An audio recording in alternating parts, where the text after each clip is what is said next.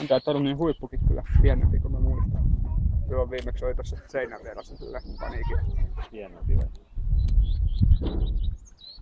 Ehkä siitä on jokunen vuosi aikaa. Kuvatko tuolta vielä tuolla tonne leirintaulaan? Kuvasin. Niitä vaunuja. Siitä tulee huojuntaa sit aika paljon kun suurentaa. Tää vaunu olla tuolla. Tää eka vaunu on toinen ja se on tuolla puskan takana se toinen.